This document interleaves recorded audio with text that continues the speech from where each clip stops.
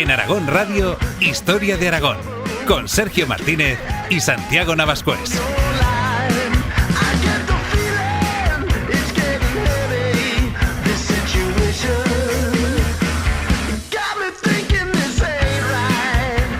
A lo largo del siglo XII, y especialmente en su segunda mitad, se llevaron a cabo las conquistas a los musulmanes de los territorios que hoy en día conforman la provincia de Teruel. Así, a finales de ese siglo, prácticamente todo el territorio que comprendería el Reino de Aragón estaba ya en manos cristianas, rematando el proceso con la fundación de la ciudad de Teruel como bastión defensivo del sur y como punta de lanza contra Valencia. ¿Cómo fueron la conquista aragonesa de las tierras turolenses y la fundación de su capital? Soy Sergio Martínez, en la técnica está Ana Vázquez y te doy la bienvenida a este viaje por la historia de Aragón en Aragón Radio.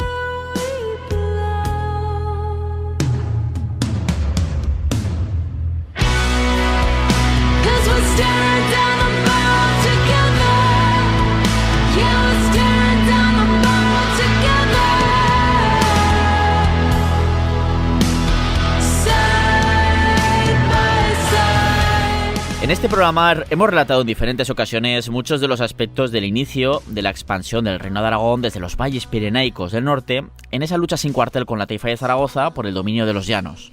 En ese contexto hemos hablado de batallas como las de Piedra Pisada o la de Alcoraz, mucho más conocida, las conquistas de ciudades como Huesca, Zaragoza, Calatayud, Tarazona, o del papel que jugaron en todo ello algunas grandes y espectaculares fortalezas como esos castillos de Loarre y de Monte Aragón que incluso hoy, tantos siglos después, siguen quitando el hipo.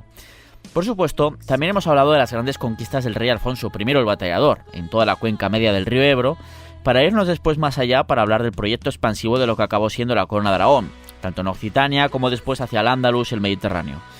Pero no le hemos hecho demasiado caso hasta ahora a la expansión del Reino de Aragón hacia el sur, en lo que hoy en día conforma la actual provincia de Teruel. También hemos hablado de las fundaciones de las capitales de provincia, como por ejemplo la propia Zaragoza, yéndonos hasta la antigüedad, hasta época romana en el episodio 8 de la tercera temporada, en esa fundación romana sobre la Salduye Íbera, así como de Volscan, la actual Huesca, en el episodio 12 de la tercera temporada. Y aunque ya la hemos mencionado alguna vez de pasada, toca también hablar del proceso de fundación de la ciudad de Teruel en tiempos del rey Alfonso II el Casto. Y para hablar de todo esto, pues me acompaña el doctor en Historia Santiago Navascués. Bienvenido, Santiago. Hola a todos, queridos oyentes. Un tema, el de hoy, pues lleno de acción, ¿no? Mucha acción. Bélico, ¿no? Para los amantes de la historia militar y de la acción. Bélico, pero también el que vamos a entender completamente pues el por qué Aragón tiene la forma que tiene hoy en día. Eso es. Que al final, claro, con sus cambios, algunos literalmente, como hablaremos al final del programa, de hace 4 días, literalmente, pues bueno, pues que conforman el territorio aragonés, pues aquí vamos a poner parte de la razón del por qué el territorio aragonés es el que es. ¿De acuerdo? En este episodio, porque, como comentaba, pues sí, las conquistas más conocidas son esas del inicio de la expansión del Reino de Aragón, con Sancho Ramírez, sobre todo, y luego, evidentemente, pues la gran estrella en los temas bélicos aragoneses, ¿no? Alfonso I de Batallator, como me gusta decirlo, ¿no? Del Batallador, con sus enormes conquistas, porque duplica, casi triplica el territorio, el reino que él hereda de su hermano, Pedro I. Pero bueno, es que la expansión todavía quedaba prácticamente casi la mitad del reino, y de eso hemos hablado más de puntillas en estas temporadas, y por eso había que dedicar un programa entero a cómo fue ese proceso de expansión y cuándo se produce también y con quiénes se produce, más allá de Alfonso el Batallador, que también por supuesto vamos a hablar de él. Pero bueno, eso es lo que nos vamos a dedicar, ¿no? Vamos a comenzar pues a relatar cómo fue la conquista de esas tierras turolenses por parte del Reino de Aragón. Unos hechos que ocurrieron hace 8 siglos, pero que acabaron conformando con no demasiadas variaciones, como comentamos, el mapa actual de la provincia turolense y de la propia comunidad aragonesa. Y para ello tenemos que irnos hasta ese siglo XII. ¿No es así, Santiago? Eso es, ya que la conquista de lo que hoy es la provincia de Teruel se produce a lo largo de ese siglo, produciéndose sus hitos más importantes durante los reinados de Alfonso I el Batallador y de Alfonso II el Casto, aunque también se realizaron algunas conquistas de las que luego hablaremos durante el gobierno del conde de Barcelona, Ramón Berenguer IV, en su calidad de Princeps Aragonum, dado que, como ya sabemos, su suegro, el rey Ramiro II el Monje, le entregó a su yerno el gobierno del reino, a este Ramón Berenguer IV. Exactamente. Vamos pues al punto inicial y a tiempos de este Alfonso I el Batallador, quien recordemos una vez más que se convierte en rey de Aragón, también de Pamplona, en el año 1104, tras la muerte sin descendencia de su hermano mayor Pedro I, pues que había tenido hijos, pero en un lapso muy breve de tiempo, en apenas unos meses se muere su esposa, y creo que había tenido 2 o 3 hijos, pues se mueren también. Y bueno, pues al final pues el que le sucede es este Alfonso Sánchez, que se convierte en el rey Alfonso I el Batallador en el año 1104. Sí, en ese momento pues comenzó un reinado que duró 3 décadas que le cundieron mucho, siendo uno de los periodos más importantes para Aragón. Y es que a lo largo de ese reinado completó la conquista de las 5 villas antes de casarse con la reina Urraca de León y pasar varios años más ocupado en los asuntos leoneses que otra cosa. Sí. Pero tras las guerras civiles que se desataron en León en contra del poder del rey aragonés y también con la anulación del matrimonio por parte del papado, ese matrimonio con Urraca de León, desde el año 1114, pues Alfonso, bueno, pues yo caí en León, ya no tenía nada más que hacer, y entonces pues Alfonso pues volvió a centrarse por entero en la expansión territorial sobre ese Al-Ándalus, dominado por entonces por el imperio norteafricano de los almorávides. Eso es. Así, en ese periodo que comprende entre los años 1114 y 1121, es decir, en apenas 7 añitos más o menos, Alfonso I el Batallador es cuando desarrolla la mayor parte de sus grandes conquistas, ¿no? Conquistó toda la cuenca media del río Ebro, así como buena parte del sistema ibérico, ¿no? El hito principal que todos conocemos es el de la conquista de la ciudad de Saracusta, ¿no? Esa actual Zaragoza, a finales del año 1118, se somete finalmente el 18 de diciembre de ese 1118, una cifra redonda, ¿no? Tras un asedio que había durado 7 meses y que fue duro, que incluso estuvo a punto de abandonarse en alguna que otra ocasión, conforme se iba alargando. Pero un asedio, eso sí, que tuvo además la conquista de Zaragoza el apoyo de Roma, de los papas, mediante la concesión de una bula de cruzada. Pero bueno, la caída de la ciudad de Zaragoza, en ese momento, a finales del 18, se supuso un derrumbe en los meses siguientes de prácticamente todo el territorio que hasta no hacía mucho había conformado, hasta su disolución en el año 1110, esa taifa o reino musulmán de Zaragoza, que una vez que se disuelve la monarquía zaragozana Saracustí, pues desde ese momento ese territorio de ese que había sido el reino de Zaragoza, esa taifa de Zaragoza, había sido absorbida por el imperio almorávide. Y eso es lo que conquista Alfonso el Batallador en ese año 1118 y en los meses siguientes, ¿verdad? Sí, a ver, es que fue muy rápido, ¿no? O sea, en el año 1119, o sea, estamos hablando de menos de un año después, tras la conquista de Zaragoza, pues cayeron en manos cristianas Tarazona, que había sido un bastión inexpugnable hasta entonces, pero también Borja, toda la zona del actual campo de Belchite, así como Cariñena. O sea, ya estamos yendo más allá, más al sur del Ebro, como estamos comentando, en apenas unos meses, en los casos de Campo de Belchite, Cariñena sobre todo, pero también esa zona de la frontera noroeste que había, pues Borja o Tarazona sobre todo. Tú vas a Tarazona y aparte del aseo que está en el llano y tal, pasado el río Keiles, la zona del casco más histórico de Tarazona está en esos riscos, en una zona, una posición defensiva tremenda que había resistido durante muchos años. Claro, que es difícil de conquistar eso. Pues bueno, en un momento tras caer Zaragoza, eso se conquista y ya está. Eso es. Entonces, bueno, para el año 1120, estamos hablando menos de 2 años después de la conquista de Zaragoza, la campaña militar importante fue la conquista de Calatayud, que fue asediada por las tropas del Batallador. Y fue en ese momento cuando por fin los almorávides, que estaban gobernando en toda el Andaluz, que no habían tenido una verdadera capacidad de respuesta durante los 2 años anteriores ante los avances cristianos, pues enviaron un importante ejército desde el sur de Al-Ándalus, o sea, vamos, con todo lo que tenían en el imperio, o buena parte de ello, para socorrer Calatayud y después pues seguir avanzando para recuperar todo lo que pudieran, teniendo Zaragoza entre ceja y ceja. Es que recordemos que durante esos 7 largos meses que dura el asedio sobre Saracusta por parte de Alfonso I el Batallador en el año 1118, es verdad que las tropas musulmanas, sobre todo desde Valencia, el gobernador de Valencia, sí que envía tropas de socorro. Hay un enfrentamiento en la zona del famoso Barranco de la Muerte, ¿no?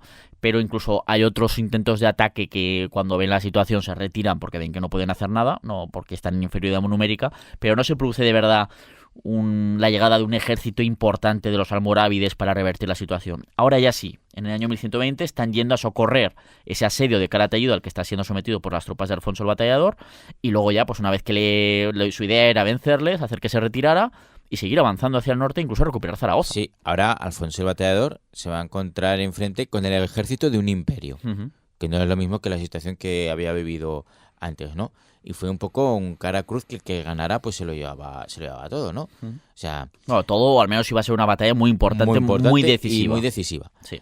Entonces, bueno, pues las mesnadas de Alfonso I derrotaron a este ejército en la batalla de Cutanda, Sí. que es uno de los enfrentamientos más importantes y decisivos en cuanto a sus consecuencias en el proceso de conquista de Al-Ándalus. Y de esta batalla pues te contamos pues bueno, lo que se sabe sobre ella hasta ahora en el episodio 23 de la segunda temporada. No vamos a entrar en más detalles. No, pero desde luego fue una batalla que queda más o menos, bueno, en Aragón más o menos se la conoce, más o menos, pero es verdad que quizás no por los mismos números, aunque ha sido muy inflada, pero podría, en cuanto a las consecuencias, sería una batalla muy parecida a la de las Navas de Tolosa de 1212, que esta la conoce todo Cristo. Eso es, son las dos batallas fundamentales de la mal llamada Reconquista. La batalla de Cutanda y la batalla de las Navas de Tolosa. Eso es, y la verdad es que la batalla de Cutanda tuvo una importancia enorme, pero pues eso no se le ha dado tanta bola. Y como decía, a las Navas de Tolosa, que fue una batalla importantísima, clave, pero es verdad que se ha inflado mucho las cifras de un ejército y de otro. Bueno, pues, si hiciéramos caso, pues parecía ahí que había, yo qué sé, seguramente sería algo muy inferior, aunque fuera una batalla muy importante. Lo mismo ocurre con Cutanda en este caso, ¿no? El caso es que en Cutanda, las tropas de Alfonso el Batallador consiguen vencer a ese ejército de ayuda enviado por el Imperio Almorávide. Y bueno, pues claro, pues aquí con esa victoria en Cutanda, Calatayud, que estaba esperando recibir esa ayuda, ve que ya no tiene ninguna esperanza de conseguir salir airosa de ese asedio y decide rendirse y entregarse a la conquista cristiana. Y Daroca va enseguida, cae enseguida también. O sea, que ahí va ya cayendo las piezas como un auténtico dominio en ese año 1120 tras la caída de 1118 de Zaragoza. Sí, y ahí con Calatayud y Daroca ya en manos de Alfonso el Batallador, pues estaríamos más o menos sobre los límites del sur de la actual provincia de Zaragoza y los inicios de la de Teruel. Y aquí pues la actividad conquistadora de Batallador no se detuvo y continuó hacia el sur pues, consiguiendo diferentes conquistas, adentrándose bastante en territorio turolense. Desarrolló una campaña militar hacia el sur siguiendo el río Giloca, sometiendo poblaciones como Monreal del Campo, donde además, y al igual que estaba haciendo en otras zonas que marcaban la frontera, pues fundó unas órdenes militares o cofradías para que se encargaran de defender esas regiones. Claro, esto es como siempre, recordemos una vez más, pues esa educación que había recibido Alfonso el Batallador y esa concepción que tenía caballeresca, pero a la vez de caballero cruzado, ¿no? Porque es que durante su reinado y durante su propia vida se ha desarrollado la primera cruzada en la Tierra Santa, Jerusalén. Lo ha vivido, él ha conocido a gente, ha participado en el sitio de Zaragoza, participó Gastón de Bern, que vino del norte de los Pirineos, se hicieron amigos y compartía mucho, y él había estado en el asedio del año 1099 a Jerusalén. Ese Gastón de Bern. Claro, imagino Alfonso el Batallador, todo en plan ahí en medio de una noche, al lado de una fogata, después de cenar, compartiendo una copa de vino. Yo me los imagino en plan Alfonso el Batallador y tal, el Gastón de Bern, y Alfonso todo pesado. Venga, cuéntame otra vez cómo fue la conquista de Jerusalén, el asedio, cuéntamelo otra vez. Y Gastón de Bern, digo, ojo, qué pesado, macho, este tío.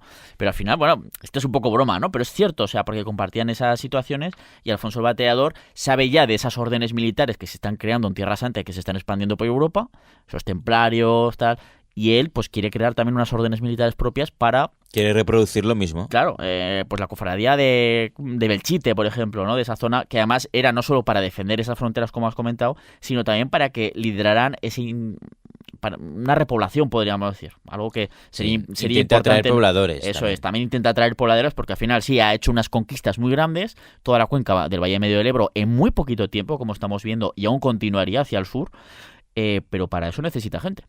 Para poblar todo para eso. Que lo defienda, para cobrar impuestos, para todo. Claro. Avanzó desde allí hacia el sureste del actual Aragón y debió de controlar algunas plazas por esa zona porque, por ejemplo, en el año 1118 un documento emitido por el rey menciona varias villas como Alcalá de la Selva, que fíjate si está al sur, Alcalá de la Selva, ¿no? Casi Teruel, prácticamente, Teruel capital me refiero. Claro. Menciona varias villas como Alcalá de la Selva que cedió a Lope de Tarazona, aunque no sabemos si se ejerció el dominio ya en ese momento o eran entregas a futuro según se fueran conquistando, dado que en ese momento las tropas del batallador todavía estaban conquistando el Valle del Ebro. Exactamente, en ese año 1118 que mencionabas cuando se menciona en un documento esta entrega de Alcalá de la Selva. Claro. También es cierto que sí que hay movimientos en la zona del maestrazgo incluso antes de la conquista de Zaragoza, ya que los almorávides, al considerar esa región como una frontera natural, claro, apenas la reforzaron, permitiendo pues esos avances de los aragoneses. Claro, pero primero en este territorio que hay menos tierras de labranza y tal, pues como que no estaban consideradas como unas tierras ricas quizás en el aspecto económico agropecuario sobre todo, más despobladas y al final que eran más complejas orográficamente, pues dicen, bueno, por aquí no van a pasar, no van a venir, no van a estar interesados. Pues sí, Alfonso Bateador estaba interesado en todo. Todo lo que fuera a conquistar cualquier pedazo de tierra, pues y es verdad, pues eso, que parecen estar documentados esos avances previos ya por el maestrazgo turolense, incluso antes de conquistar la propia Zaragoza, y es curioso, ¿no? Así que, bueno, es posible que sí que se llegara de alguna manera ya en esa época hasta Alcalá de la Selva, que fíjate si está al sur, o quizás es posteriormente, como comentábamos, ¿no? Pero bueno, el caso es que sí que se producen. Alfonso Bateador no se queda en la zona de Daroca, Caramocha y tal, sino que sí que se producen avances durante su reinado en lo que acaba siendo la actual provincia de Teruel.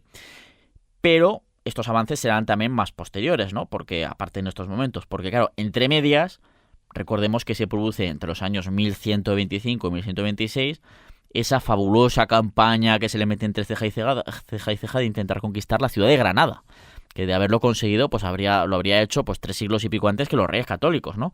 Que recordemos la situación, este hombre, Alfonso Batallador, está en Daroca, quizás pensando en iniciar alguna campaña por la zona del Valle del Río Jiloca, hacia el sur, ¿no? Hacia Teruel capital, o lo que será Teruel capital, y le llega una visita de unos mozárabes, unos cristianos que viven en la ciudad de Granada, y le dicen, si envías un ejército, te abriremos las puertas de la ciudad desde dentro. Claro, Alfonso no quiere perder la oportunidad, se cruza todo el Andaluz, pero al final pues tardó demasiado, los almorávides se lo olieron, al final no se produjo esa apertura de las puertas de Granada. Fracasó la expedición. Fracasan, su objetivo final desde luego fracasa, pero bueno, consigue algunas victorias militares por el Valle de Guadalquivir, saquea las zonas alrededor de Córdoba, y bueno, pues y sobre todo consigue botín económico, pero quizás el más importante sea el de muchos de esos centenares de mozárabes que se le unen, ¿verdad?, para volver al Reino de Aragón, que vivían en tierras andalusíes. Eso es, se lleva a un montón de mozárabes, o sea, es decir, a un montón de cristianos que vivían en el Andaluz, se los lleva para Aragón, ¿no? Y para repoblar el territorio, y quizás ese sea precisamente el mayor botín que se llevó Alfonso el Bateador de esa expedición, que al final duró bastantes meses, a Granada, hasta que se cruzó toda la península ibérica, el señor. Sí. Y si nos vamos a los años finales de su reinado, a comienzos de la década del 1130, los movimientos del rey Alfonso pues parecen indicar que sus intenciones iniciales son las de seguir avanzando por tierras turolenses hacia el mar para conquistar Valencia o al menos hacerse con alguna salida al mar por la zona de Castellón. La gran obsesión de la salida al mar y también con Valencia, que luego iremos mencionando un poquito más. Pero ¿por qué decimos que hace el año, a los inicios de la década de 1130, Alfonso el Bateador marca signos de que está preparando un avance también de nuevo por el valle del río Jiloca hacia el sur, por tierras turolenses?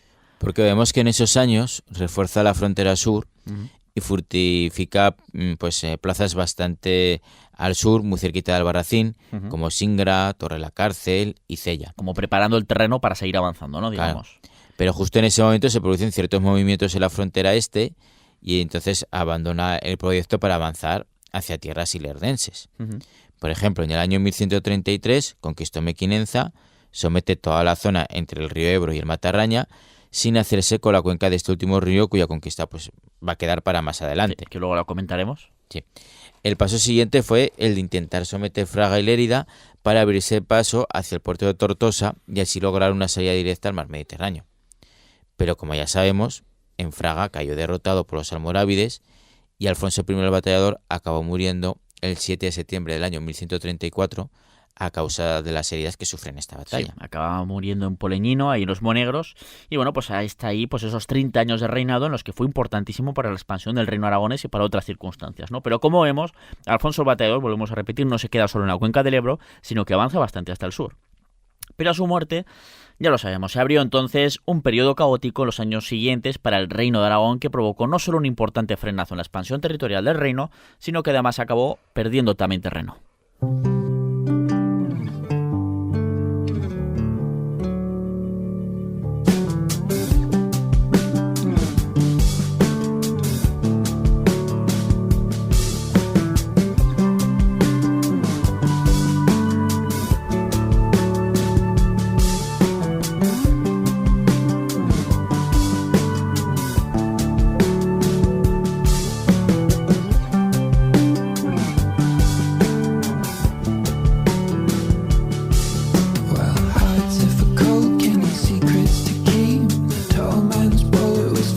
sleep, fast asleep, and to hold over waves, feel it breaking, boxes taped, memories reshaping, candlelight 'cause the lightning strikes, French window dancing back there, he's alive, stroll a mountain up to the peak, round about the middle's a nice place to be, love, roll through the modeling, jukebox, sweet talking, we're hardly the young rose, and I'd like to let you know, yeah. The cold is the clay in the ground with all my yesterdays, honey, I'll die if you let me go.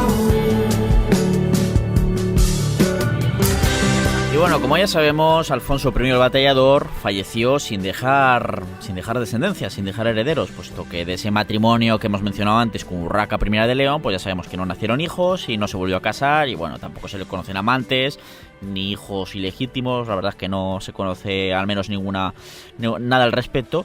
Y bueno, pues este Alfonso I el Batallador legó sus reinos, como ya sabemos, Aragón y Pamplona, a las órdenes militares y por lo tanto también a Roma, ¿no? Un testamento que obviamente cuando él estaba en vida le dijeron sí, pero cuando se murió y ya no estaba, pues dijeron todos que no, que nadie quiso cumplir una vez muerto el rey. Y bueno, pues por una parte, la nobleza navarra decidió separar sus caminos a los aragoneses y eligieron a su propio monarca, García el Restaurador, creo que se llamaba. Sí, porque Alfonso I el Batallador también era rey de Sí, Navarra. Es lo que venimos de Pamplona, hasta ese momento era la denominación, mientras que la nobleza aragonesa proclamó como rey de Aragón en Jaca, pues ya lo sabemos, al por entonces obispo de Roda, hijo del rey Sancho Ramírez y hermano menor de Pedro I y del propio Alfonso el Batallador, es decir, Ramiro II el monje. Y lo proclaman rey y ala, venga. ¿Qué es lo que ocurre en los años siguientes? Pues que, bueno, muchísimas cosas, ¿no? O sea, Sí. los años entre el 1134 y el 1137 fueron muy intensos. Fueron ¿no? intensitos, sí. Sí. Sobre todo para el pobre Ramiro, que dijo, mira, Claro. esto de gobernar a mí no... Que a Ramiro II el monje lo eligen los aragoneses porque dicen, bueno, este es como es monje, lo vamos a manejar como queramos, ¿no? Pero no. Este es un pelele. Sí, eso pero no. Ramiro II pues tuvo que ir solucionando los problemas más acuciantes de un reino en el que se perdieron diferentes posiciones ante los musulmanes en lo que es la provincia de Teruel, como acabamos de comentar. Se produce un retroceso, ¿no? La muerte de Alfonso el Batallador, Claro. en ese avance que se había producido muy importante. Estamos hablando de que hacia 1130 está reforzando posiciones como Cella, por ejemplo, Torre la Cárcel, cerca del Barracín, que está muy al sur ya. O sea, está el reino aragonés muy bien adentrado en lo que es actualmente el territorio de Teruel. Claro, pero seguramente pues eran posiciones muy débiles, que no se habían conseguido repoblar muy bien, que digamos no había habido tiempo para ello tampoco, ni...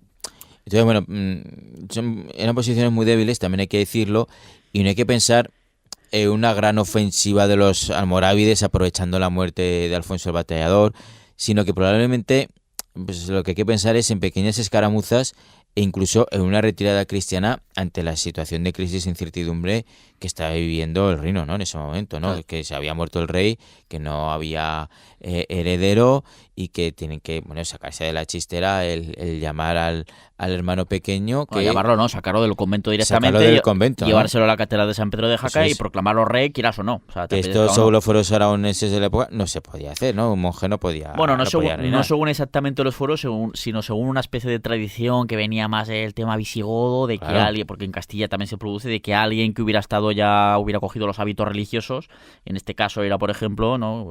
Pues no podía, o sea, quedaba impedido para reinar. En esta situación, ¿no? Y bueno, pues claro, o sea, no, como decía Santiago, no tenemos que pensar que esta retirada, o sea, esta pérdida de territorio, sobre todo en esa zona turolense por parte del Reino de Aragón en este momento, no fuera porque los almorávides hicieran una gran ofensiva, porque estaban los almorávides, de hecho, ya, el poder almorávide en las últimas, en esos años. Sí. Luego hablaremos un poquito también Alfonsito de les hizo mucho daño. Alfonso Batallador, sí, de Batallator, ¿no? Y luego es que además, no solo vemos eso, es que probablemente fuera una retirada porque es que también estamos viendo más al norte que Alfonso VII de León, con la excusa de una posible invasión almorávide, en plan, oye, que Zaragoza corre peligro, no os preocupéis, que soy un rey muy majo, voy con mis tropas y voy a controlar Zaragoza y toda la zona del Valle Medio del Ebro, pues para protegerla.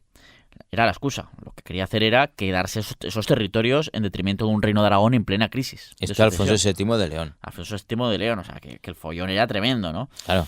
Pero bueno. Al final, ¿qué pasó con este Alfonso VII de León? Pues que se acabaría retirando ante el temor de enemistarse con una Roma que reclamaba el cumplimiento del testamento del batallador, que decía que estos territorios que estás ocupando que me pertenecen, que según el testamento del batallador Pertenecen a las órdenes militares. todo esto es de las órdenes militares de la Iglesia. Y por lo tanto estas órdenes militares que además me rinden pleitesía a mí como soberano celeste, podríamos decir, ¿no? Claro, entonces aquí el rey de León dice, me voy de aquí, que se coma este marrón el rey de Aragón. Sí, que yo con el Papa no me quiero enemistar, que Eso. bastante follones tengo ya Eso es. con enemistarme y que al final, pues bueno, que lo solucionen ellos. Mientras tanto, ¿qué está ocurriendo también? Pues que Ramiro II el monje, que bueno, pues al final era un eclesiástico, era monje, en este caso además siempre lo comentamos que era una rara avis, porque al contrario de que la mayor parte de estas gentes que solían llegar a la jerarquía eclesiástica, que eran hijos de reyes, de nobles, segundones, etcétera, pues los metían a la iglesia, pero eso de seguir los preceptos eclesiásticos y tal, como que no. Y en este caso, pues este señor sí, tenía una verdadera vocación, tiene que casarse para conseguir descendencia y solucionar esta problemática, ¿no? de que la dinastía continuara, perdurara, y es en ese momento, gracias a ese matrimonio, en el que en el 29 de junio del año 1136 nació en la ciudad de Huesca, en este caso, una nueva heredera, la futura reina Petronila, a la que después, un año después, Ramiro II acabó prometiendo matrimonio, ya lo sabemos, con el conde de Barcelona, Ramón Berenguer IV. Claro. Y a partir de la firma de los acuerdos matrimoniales de Barbastro en el año 1137, pues fue Ramón quien ejerció el gobierno del reino aragonés, aunque la propiedad del mismo siguió siendo de Ramiro, quien se mantuvo como rey hasta su muerte 20 años más tarde, para después transmitir esa propiedad del reino a su hija Petronila. Es decir, el acuerdo fue este. Vale, Ramón Berenguer IV, tú te casas con mi hija y vas a gobernar Aragón, pero yo mientras va a seguir siendo rey. Sí, aunque yo va a pasar totalmente yo me voy de reinar. Yo me voy al monasterio y... Que es lo que me gusta. Y me voy a vivir la vida loca y ya está. Y así lo hizo. ¿No? Bueno, igual no fue muy loca la vida de Ramiro II, también hay que decirlo. No, es que... Bueno, entonces era pues a partir de aquí Ramón Berenguer quien se encargó de continuar con ese marrón, ¿no?, que tenía con la Iglesia por el cumplimiento del testamento. Lo soluciona, el batallador. Llegar a un acuerdo, pues en plan, bueno, el rey no nos lo voy a dar, ¿por qué no? Pero bueno, os damos unas cuantas tierras, castillicos, y así os quedéis contentos. Para que tengáis rentas y tal. Y de hecho, de esa forma se introducen, por ejemplo, órdenes militares como los famosos templarios al reino aragonés. Exacto. Y entonces, pues va a ser Ramón Berenguer quien se encarga de continuar con la política expansiva, con la política de recuperar esos territorios al sur que había conquistado Alfonso el Bateador. Y de ir más allá. Pero eso sí, es. Ahora ya de forma conjunta con sus otros dominios, de los cuales él era titular, que era el condado de Barcelona. Eso es. Formándose el germen de lo que acabaría siendo en el futuro la corona de Aragón. Exactamente. Sí. Y aquí, aunque las fuentes y registros no son claros, una de las primeras acciones en las que parece que se toma territorio en la zona de Teruel durante el gobierno de Ramón y el reinado de Ramiro II el monje es el caso de Calaceite. ¿Y por qué comentas esto de que, bueno, que no, esos registros no son del todo claros en esta circunstancia? Porque se menciona ya su aparente conquista en el año 1132, todavía en tiempos del batallador. Sin embargo, se perdería tras los sucesos que se producían al fallecer en 1134. Luego, en el año 1149... Ahora ya con Ramón en el gobierno, ¿no? Eso es. Parece que retomada para volver a perderla en un momento indeterminado, ya que, bueno, pues las fuentes nos dicen que 20 años más tarde la van a recuperar. La recuperan. Luego es el caso de Calaceite, como estábamos comentando. Sí, entonces, claro, la conquista en 1149, en algún momento se pierde y 20 años después la recuperan. Y además parece que en tiempos del batallador ya se había conquistado en ese momento, pero quizás era una posición muy débil, muy endeble, como estábamos comentando antes, igual que otras, más cerca de Albarracín, ¿no? Sí.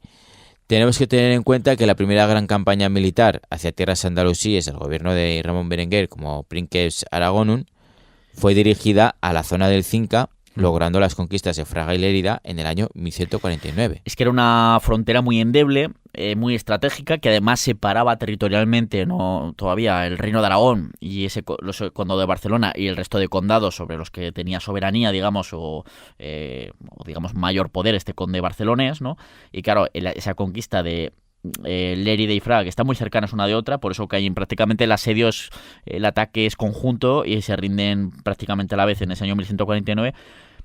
pero es una situación pues que reclamaba más urgencia, digamos, para cerrar ese frente con una especie de cuña que entraba entre ambos territorios por parte de los musulmanes por esa zona del Valle del Cinca. Claro, que era vital conquistar eso, ¿no? Y esa será la conquista. De hecho, bueno, ahí se quedará durante un tiempo Ramón Berenguer tras el dominio de estas dos ciudades en 1149, porque además sabemos que unos meses más tarde, ya en el año 1150, pues bueno, Petronila ya alcanza la mayoría de edad canónica, que recordemos, son 13 años, era una niña, y ya es entonces cuando se casa con ella en Lérida, en ese momento, en el año 1150. Sí, ha sido conquistada la ciudad y nada. O sea, para que la gente no se líe, en el año 1137, con un año de edad, la promete, San Ramiro II el monje promete a su hija Petronila con Ramón Berenguer IV, la promete en matrimonio, pero hasta el año 1150 no se casan. Eso es. ¿Vale? Entonces, bueno, después de este año 1149 que conquista Fraga Lérida, unos años más tarde, pues vemos algunos tímidos avances en el frente central de lo que es Teruel. Pues se menciona la toma de localidades como Huesa del Común, en el año 1154, que hoy pertenece a la comarca de las Cuencas Mineras, así como se menciona también la recuperación pues del terreno perdido en la zona del Jiloca, ya que en el año 1157 las mesenadas aragonesas recuperan el control definitivo sobre Monforte de Moyuela, unos kilómetros al noreste, de donde 37 años antes pues Alfonso el Batallador había derrotado a los almorávides en la batalla de Cutanda. Lo que nos está marcando de nuevo ese retroceso que se ha producido tras la muerte de Alfonso el Batallador y que ahora ya se está recuperando. O sea, Monforte de Moyuela seguramente ya había sido conquistada por parte cristiana unos años antes, pero ahora ya en el año 1157 se recupera, ¿no? Igual que Huesa del Común, etcétera, que estamos comentando en esa zona más central de la provincia, en la zona norte, pero la parte central, ¿no? En el que se estaba, de la actual provincia de Teruel aproximadamente, ¿no? En la que se está ya avanzando en esos años. Pero será ya, sobre todo, a partir de ese año 1157, cuando Ramón Berenguer ya impulsa de verdad, después de cerrar ese frente de Lérida, Fraga y de hacer algunos tímidos avances, será a partir de 1157 cuando se impulse la gran campaña militar de su gobierno por parte de la frontera turolense, ¿no? Pues avanza tanto por la cuenca del Jiloca hacia el sur, como acabamos de comentar, como sobre todo por el actual Bajo Aragón, ¿verdad? Sí, en los meses siguientes las tropas aragonesas conquistan plazas como Híjar y Albalate del Arzobispo, que el nombre de esta localidad se debería a que incluso antes de ser conquistada, Ramón le cedió su gobierno y sus rentas al obispado de Zaragoza como pago al apoyo económico que estaba dando para la campaña militar. Porque aquí la Iglesia financiaba estas campañas militares, ¿no? De hecho, vemos más tarde que el arzobispado de Zaragoza tiene un montón de territorios, sobre todo en la provincia de Teruel, durante muchos siglos, precisamente pues como pago al apoyo económico que le dará para pagar tropas y organizar tropas en estas conquistas, claro. Y diréis, ¿y por qué se llama Albalate del Arzobispo? Se debería de llamar Albalate del Obispo, porque se la entregó en ese momento al obispo de Zaragoza, ¿no? Bueno, pues porque más tarde el obispado de Zaragoza alcanzó la dignidad de archidiócesis y llegó a ser arzobispado. Por ello, pues entonces por ello se empieza a conocer a esta localidad turolense como Albalate del Arzobispo, especialmente desde inicios del siglo XIV. Sí, que es cuando tenemos las primeras menciones con ese apelativo de Albalate del arzobispo, ¿no? El arzobispo de Zaragoza, en este caso. Claro. Pero bueno, sin duda, el mayor éxito de la campaña del año 1157 fue la conquista de Alcañiz, ¿no? Que es la capital del Bajo Aragón, ¿no? Y esta, pues dada su situación, además, es que, claro, Alcañiz tenía una posición clave, todo el que haya estado por ahí, pues ahora lo visualiza seguramente en su cabeza, pues era una posición clave no solo en lo físico, en lo geográfico, pues para defender la propia posición, sino también que con Alcañiz se podía defender uno de los accesos más importantes hacia la cuenca del Ebro. Y en este momento en el que todavía se está expandiendo hacia el sur, pues era importante, no solo para seguir avanzando, sino también para ir protegiendo la retaguardia, después de todo lo que había ocurrido los años anteriores. Claro. Por eso, pues, interesaba el fortalecer esa zona y hacer que fueran gentes a vivir a ella. Sobre todo Alcañiz. Alcañiz, claro, otorgándole para ello los beneficios que otorgaba el regirse por el fuero de Zaragoza, que contaba pues con diferentes privilegios, como el depender directamente del rey en lugar de un señor laico, el tener sus propios estatutos, tribunales de justicia o incluso ciertas exenciones de determinados impuestos. El foro de Zaragoza fue muy extendido, igual que el foro de Jaca y tal, que se ve muy repetido en muchísimas localidades que eran entregadas en ese momento, pues en plan, pues para atraer a gente, en plan, bueno, pues aquí es una zona peligrosa, pero si vienes aquí a poblar esto, pues vas a tener ciertos beneficios que quizás donde vives pues no lo vas a tener. Esto lo hemos mencionado a veces con el propio Alfonso el Batallador cuando conquista al inicio de su reinado, por ejemplo, Egea, lo que será Egea de los caballeros, que tiene este apelativo porque se le entrega un fuero en el que en ese momento todo el que fuera a vivir allí se convertía y estuviera cierto tiempo viviendo allí, pues se convertía automáticamente en caballero. Cual era casi pues ser pues casi pequeña nobleza, ¿no? O no nobleza, pero casi, desde luego tenía un estatus social superior. Y bueno, pues ahí se ha conquistado en tiempos de Ramón esa zona del Bajo Aragón, de Alcañiz. Y ya la última conquista de importancia en tiempos del gobierno de Ramón Berenguer, y ya en este momento, eso sí, ya no bajo el reinado de Ramiro II el Monje, que muere en 1157, sino ya bajo el reinado de su esposa, la reina Petronila de Aragón, pues esa última conquista en este gobierno de Ramón fue ya en el año 1160. Y esas conquistas son en la zona pues, de Montalbán y la zona de Utrillas. Sí, eso es. Y ya pues en el año 1162 falleció Ramón Berenguer en tierras italianas mientras se dirigía a entrevistarse con el emperador del Sacro Imperio Romano Germánico para intentar seguir aumentando la influencia de la incipiente corona de Aragón en Occitania, en el sur de Francia. Aquí Ramón estaba a varios frentes. Aquí, como estamos viendo, claro. creo que fallece cerca de Turín, del actual Turín. Claro, pues que mientras está con estas cosas por Teruel, está en otros tejemanejes por Europa, ¿no? Entonces, bueno, aquí se inicia la minoría de edad de Alfonso II el Casto, el hijo de Ramón Berenguer IV y Petronila, que aunque su padre pues había encargado que la liderara esa regencia al rey Enrique II de Inglaterra, pues la dificultad de que esto fuera así hizo que fuera Petronila la que liderara durante unos meses aquella regencia hasta su definitiva abdicación, ¿no? La abdicación de Petronila, a mediados del año 1164. Claro, es que recordemos que Alfonso II el Casto había nacido en el año 1157. Cuando muere su padre, en 1162, tiene 5 años. Pues ¿qué narices va a gobernar este mozo? Pues al final, que aún así acabó gobernando muy joven. Es un caso muy parecido al de Jaime I el Conquistador, posteriormente, ¿no? Que hemos hablado en muchas ocasiones.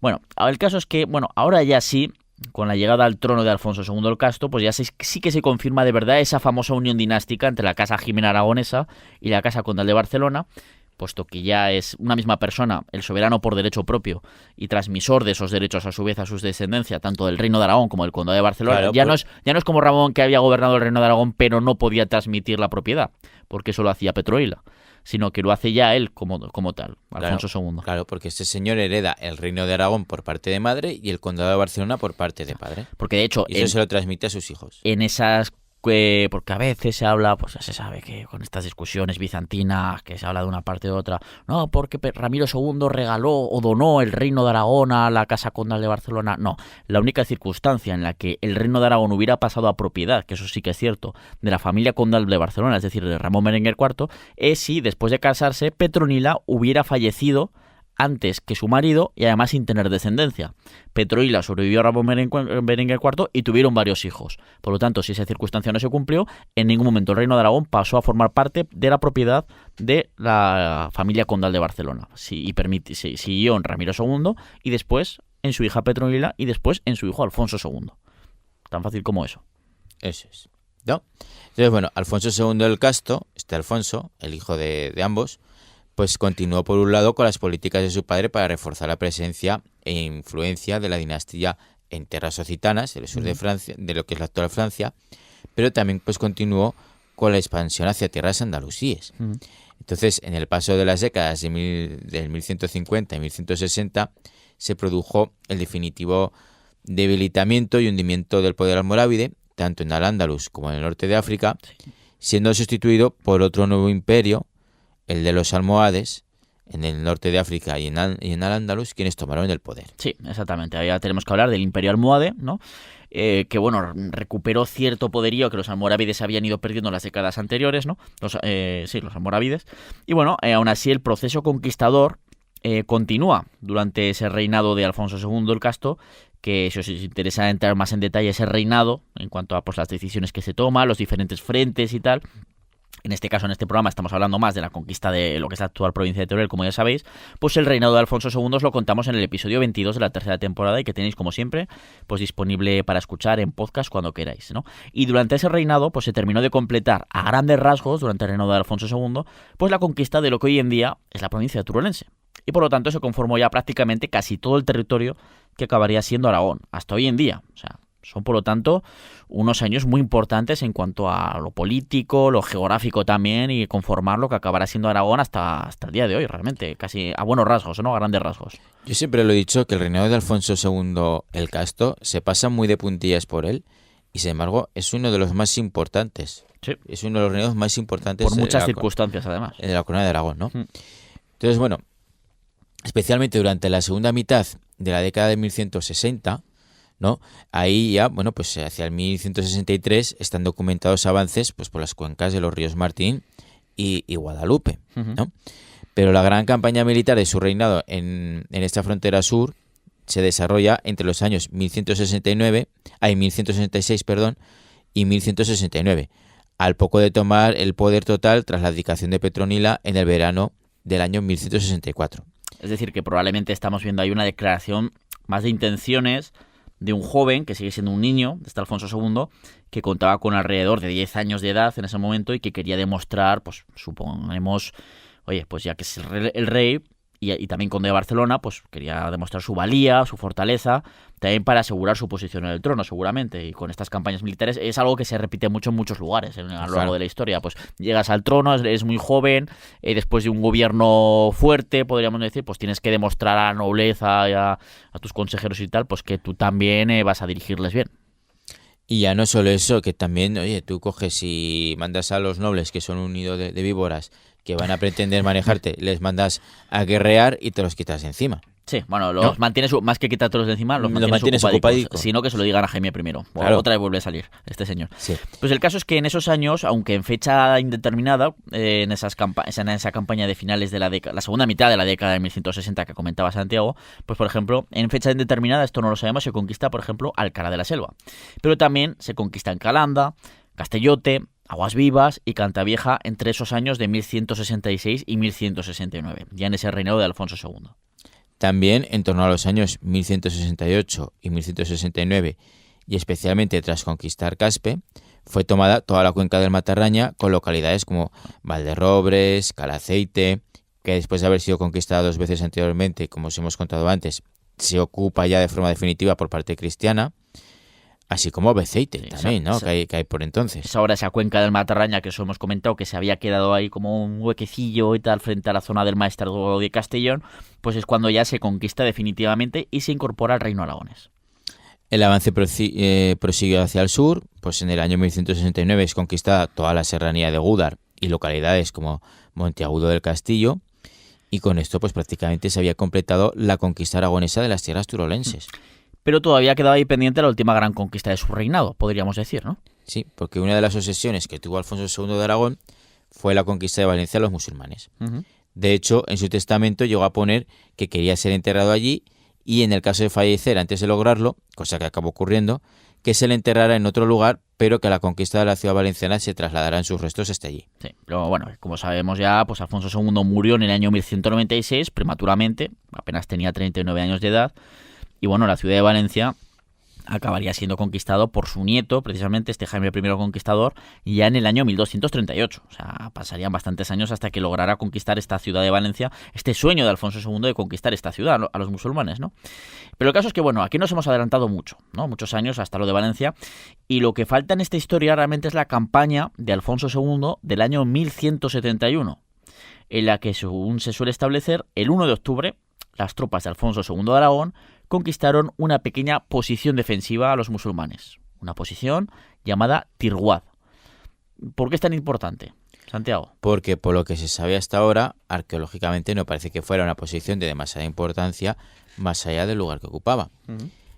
Pero allí el rey Alfonso ordena la fundación de una nueva ciudad que estaba destinada a aprovechar su situación geográfica para convertirse en el gran bastión defensivo del sur del reino frente a tierras andalusíes, y también estaba destinada a servir de punta de lanza para emprender la futura conquista de Valencia. Claro, estamos hablando de la ciudad de Teruel, ¿no? Sí. De hecho, es que si hoy en día, más de 8 siglos después de la fundación de la ciudad de Teruel, allá por el año 1171, por orden de Alfonso II de Aragón, paseamos, damos un paseo, somos allí por el casco histórico de la ciudad de Teruel, ¿no?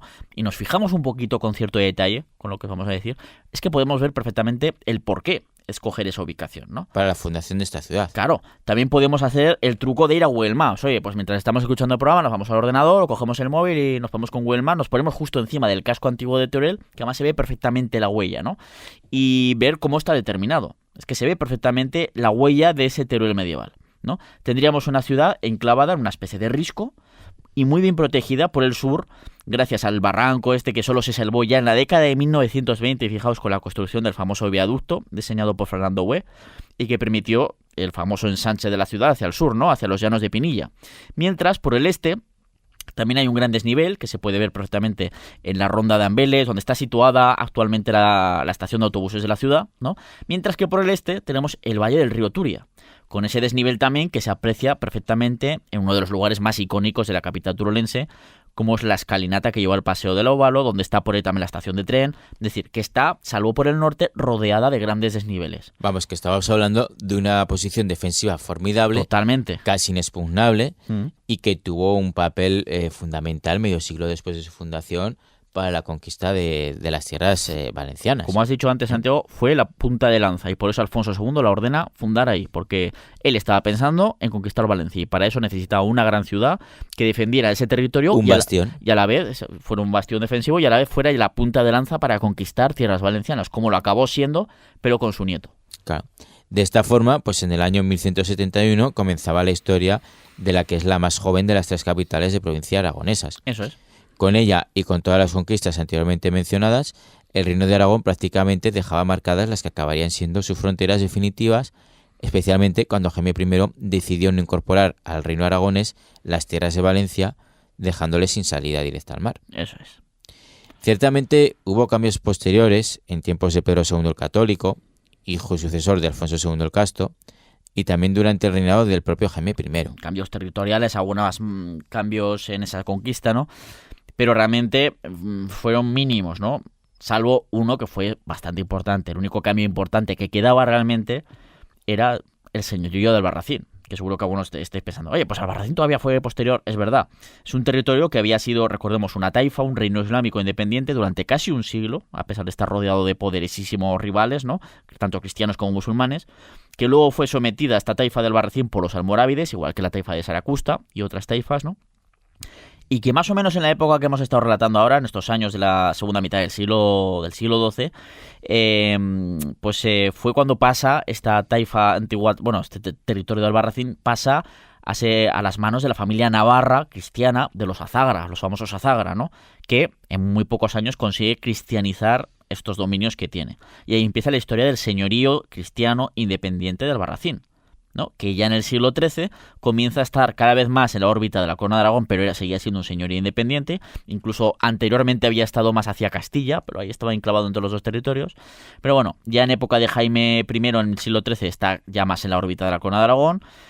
Pero llegamos hasta el año 1284, cuando es expropiado por temas de traiciones y tal, y ya pasa a tierras de la monarquía aragonesa, y después ya en el año 1300, en tiempos de Jaime II, de ese Jaime II el Justo, el señorío del Albarracín ya forma parte del Reino de Aragón. Y es cuando ya, pues ahí tenemos ya prácticamente completo esa provincia turolense. Sí, unos acontecimientos, ¿no? Estos de la historia del señorío de Albarracín, pues os contamos en el episodio 43 de la 4ª temporada de este programa, y con los que se completó lo que hoy en día es Aragón y la provincia turolense, ¿no? Con esta adhesión, ¿no? De ese señorío de Albarracín. O más o menos. O más o menos. Porque aquí lleva la curiosidad tonta, pero bueno, aquí hay que mencionarla también.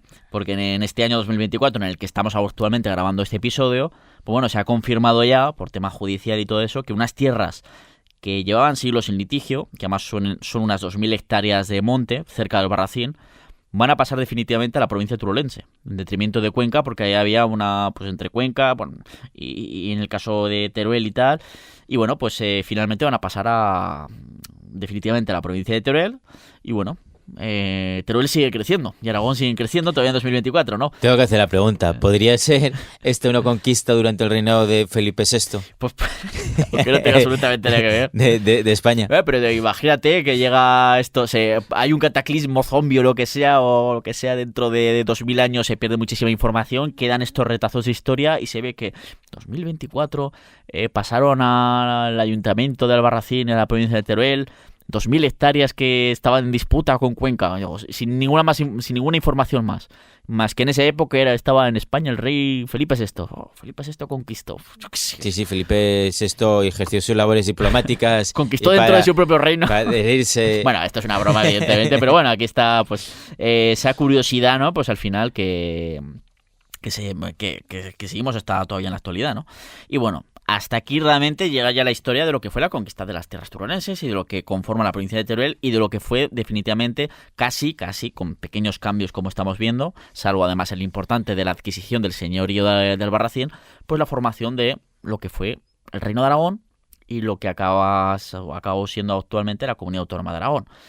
Eso sí, igual a uno os preguntáis, oye, que no habéis mencionado, aparte de esa posición estratégica que tiene la ciudad de Teruel, no habéis mencionado esa famosa fundación, la relación con el Torico, la estrella y tal.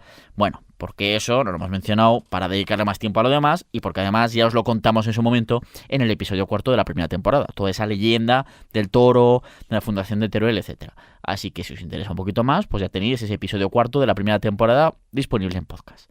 Y hasta aquí la conquista de las tierras turonenses por parte del Reino de Aragón. Que bueno, creo que era algo que teníamos que comentar en este programa. Así que nada, por mi parte, si no se te queda nada más en el tintero, Santiago, pues ya, pues como siempre, me toca emplazarte pues para en el siguiente episodio seguir hablando y comentando la historia aragonesa. Hasta la próxima. ¿Te interesa la historia? Recupera este y todos los programas en Aragón Radio Podcast.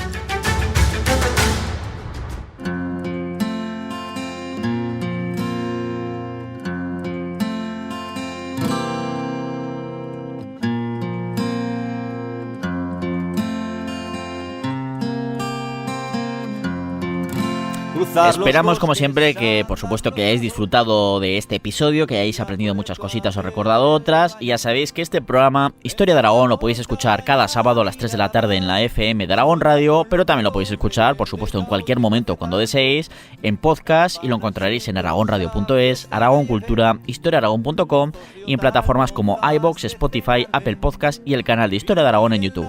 Dejaos vuestros comentarios, vuestras suscripciones, vuestros temas que queréis que podamos hablar en el futuro y sobre todo suscribiros para que no se os pase ninguno de nuestros programas sino ninguno de nuestros episodios. En la técnica hemos tenido a Ana Vázquez y te esperamos para seguir haciendo historia en Aragón Radio. Cada uno que busque que yo no soy menos.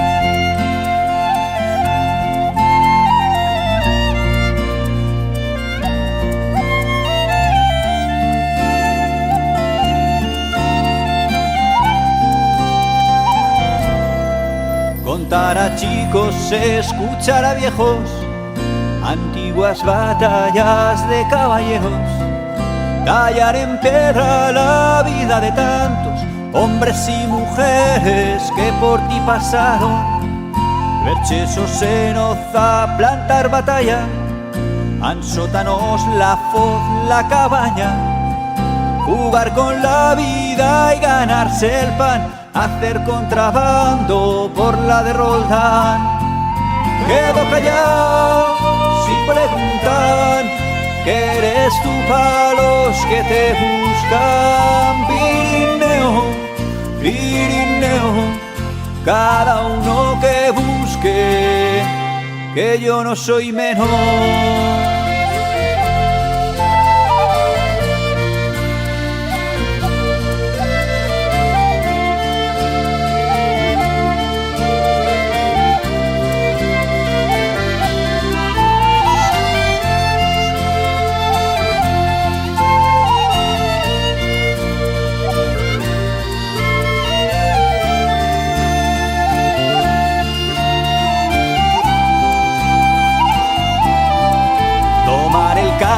Trillo y Peñaforca, o al gigante de la Ribagorza.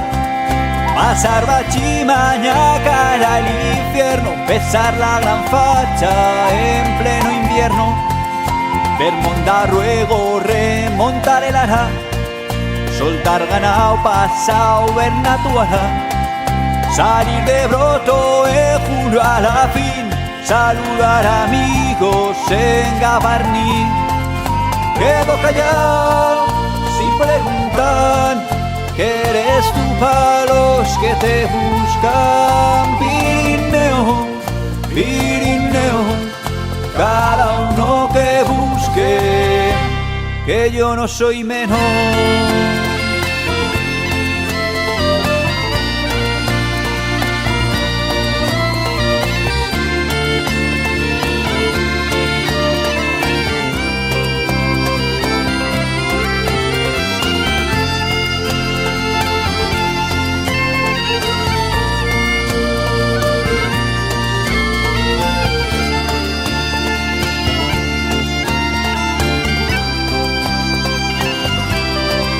Sonar cañones para San Antón, quedar con las brujas en el turbón, enseñar secretos a compaire, solo dejar pasar a un tal Lucien Briel, dejar libros por ayudar a padre, marchar de casa por nacer tarde, volver al tiempo al mismo lugar. Todos han cambiado, pero tú estás igual. Quedo callado sin preguntar, que eres tú para los que te buscan. Pirineo, Pirineo, cada uno que busque. Y quedo callado sin preguntar, que eres tú para los que te buscan. Pirineo, Pirineo, cada uno que busque, que yo no soy menos.